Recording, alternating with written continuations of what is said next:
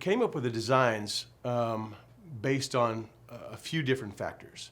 One of the primary factors is training in the Filipino martial arts for so long, and training in particularly in blade-based systems like, training with Dan Asano, the blade has been one of my main emphasis for a long time.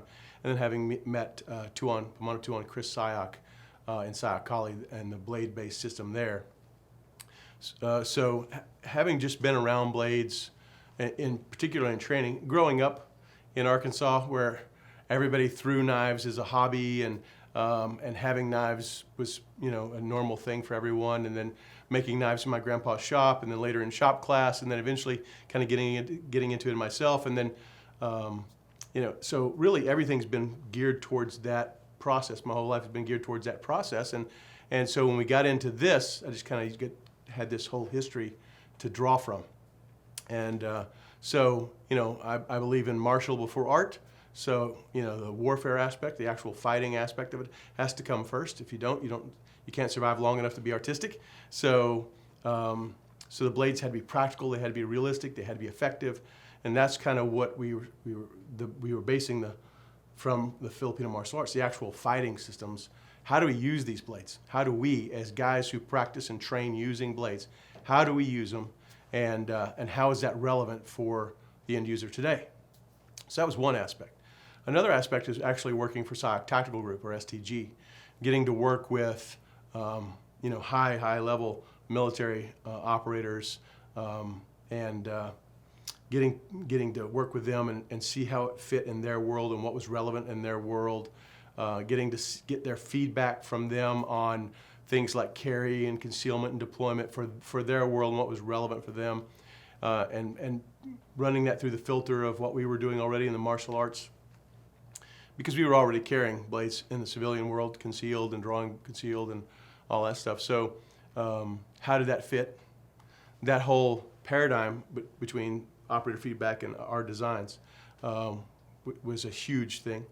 And then I've been very fortunate to be part of a research team through SIOC and study, at this point, thousands of different Filipino swords, spears, armor, cannons, all sorts of things that we've looked at in the archives aspects of different museums, different world-class museums. And so we got a chance to go back there and study them, pick them up, weigh them, measure them, take photos of them, videotape them, and just do a massive amount of research. And it's taken us years and years to do that. And so I got to, not everything in a museum is what I would say is museum quality, meaning it's not something that's made of gold and silver and you put it up out on display. A lot of them are broken.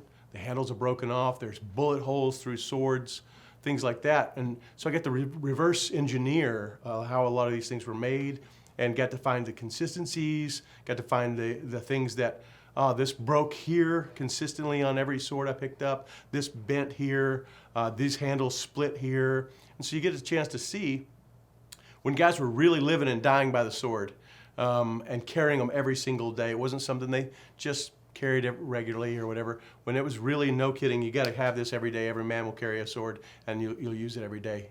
So you get lots and lots of reps. When knife makers or sword makers, that's all that guy did, was squat over a fire and hammer on a brick or a piece of steel.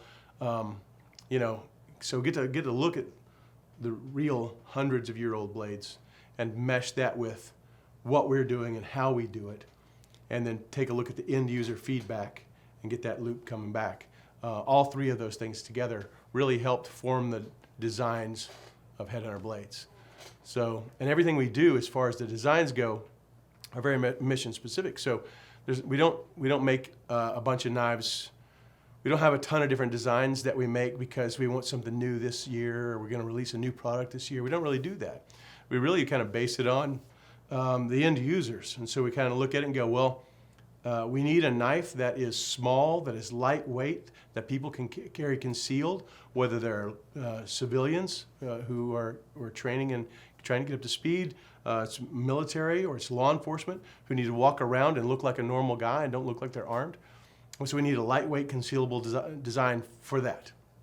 Okay, so we built the rat for that. We need something that's bigger, has more handle, but still single-edged, still not past the, getting to the point where there's a lot of mechanical leverage, so relatively small, and that needs to fit, but it needs to be bigger in our hands. We get a more positive purchase when we do our draw strokes, so that fits the dirty. We need a blade that might fit in our kit, right? So fit on our plate carriers or whatever it is that we're running, and it needs to be double-edged dagger, so it's symmetrical, so that I can draw it with either blade, I can resheath it in either blade, I can, with either hand, I can turn it back and forth. None of that matters. I don't have to look and stop and see where where the edge is and put it back in certain specific way. And so, things like that, things like carry, conceal, and deploy.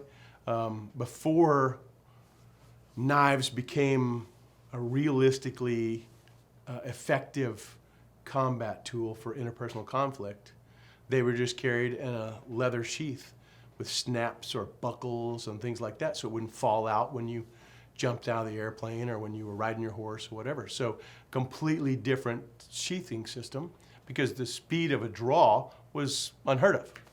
That's not what you drew fast. You drew your 6-shooter fast, or you used your long weapon or whatever it was.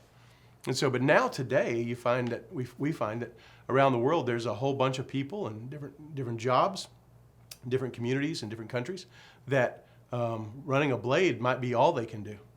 So now the deployment of the blade, the actual getting the blade out and in the game becomes critical. So now sheathing systems are really critical, really important. Carry positions are really important. The handle design, so that you get a good positive master grip and you get a real positive draw stroke on your blade. All of a sudden, those things are far more important than they were in the 1970s when everybody's running a leather sheath and a buckle or a snap, because nobody was drawing a K-bar fast. But today, that's become a real relevant thing. That's become something that's very valid. And so, and again, that comes back from both the martial arts side and the operator side. So putting those things together, now we have some new designs, some new priorities in those designs that isn't necessarily something we've seen in any time soon. If you go back far enough, we go back to the museums and we look, we go, this sword was meant to be drawn fast. And it was meant to be drawn with, and there's a positive grip. The handle grabs you back, and it still holds on to you even when your grip is tired and weak. And the sword is holding you too. And so we've kind of adopted those same philosophies for Headhunter blades.